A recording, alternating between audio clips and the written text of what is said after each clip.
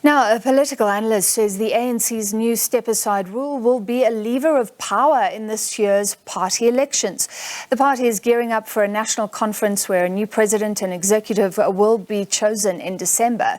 In an opinion piece, analyst Dr Ntsikelelo Breakfast says that the Cyril Ramaphosa faction has been entrenching its hegemony in the ANC by applying the step-aside rule in a way that is questionable. He joins us now. Thank you for being with us, Doctor. How is Ramaphosa's faction using the step-aside rule questionably?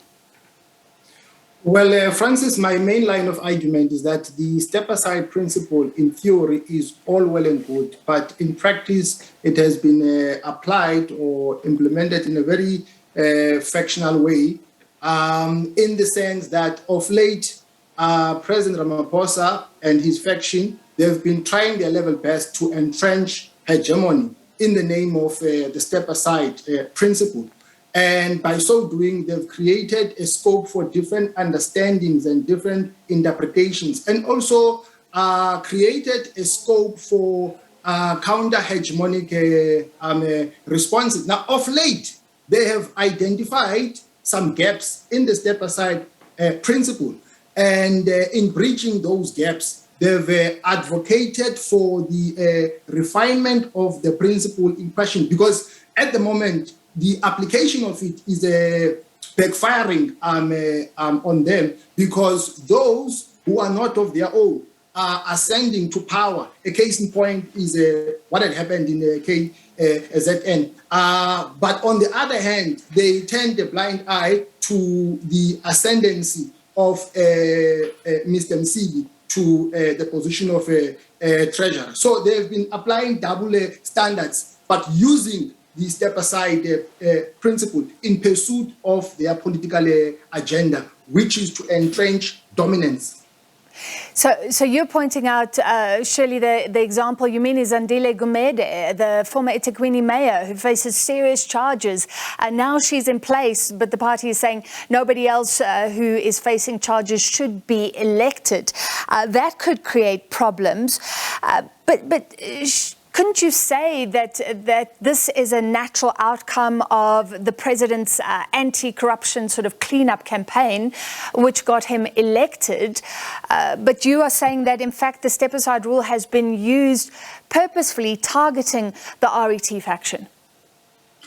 What is source for the goose is source for the gander. What you apply to the left-hand side, in the same way, you must also apply it to the right-hand side in order to strike a balance.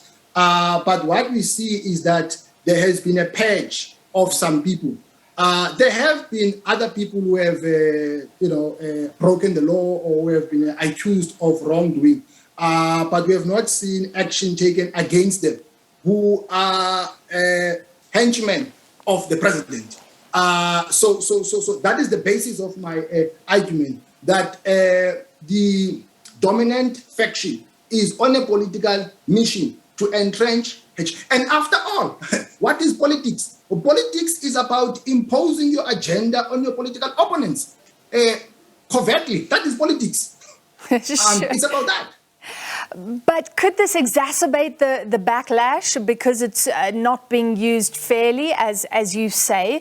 Could that embolden the critics? Already it's going to be a difficult issue that Zandile Gumede is still in place, where other provinces, they are hamstrung now about who they can choose. That's where the problem lies at the moment, because the application of the step-aside principle has escalated the magnitude of the conflict within the ANC and made it worse. Now, I'm also arguing that the step-aside principle is going to be under the spotlight in the upcoming policy conference of the ANC. And if it is retained, that will give me an indication in terms of who stands a chance to win the upcoming elective conference of the ANC.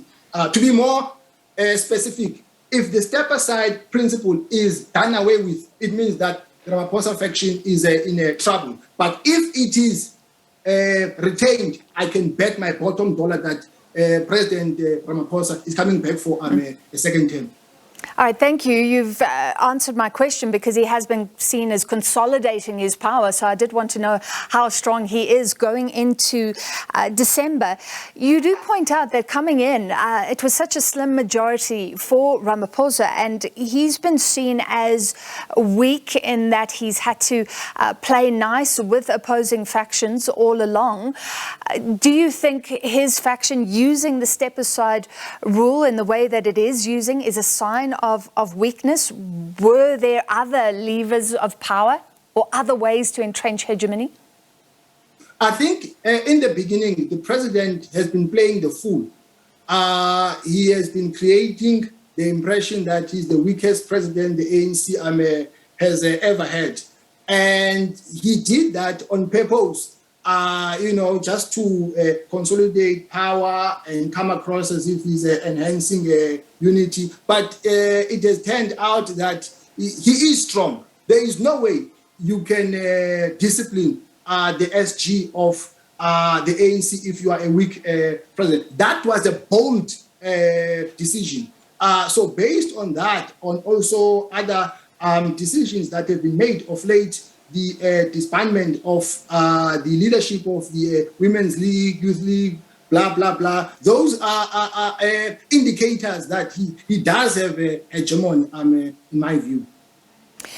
The election of Zandile Gumede, let's end with this, has been somewhat embarrassing to the party, and given the local government election outcomes, surely the ANC is in danger of losing more support for things like this. So surely something had to be done to save the party in terms of its electoral performance in the future. But overall, are you saying that the step-aside rule should have been used fairly against anybody from any faction that would have prevented the possible backlash? Precisely. Because I hold the view that some of the people at H2, they also have a strategic interest in some of the outcomes of the conferences of the ANC. No wonder they do allow those of their own to be elected, even though they are facing serious charges of corruption, but then try their level best to hold back those who are not of their own. All right, thank you. Very interesting. And of course, we'll bring you all the action in the lead up to the policy conference and a huge conference for the party in December. That was political analyst Dr Ntsikelelo Breakfast.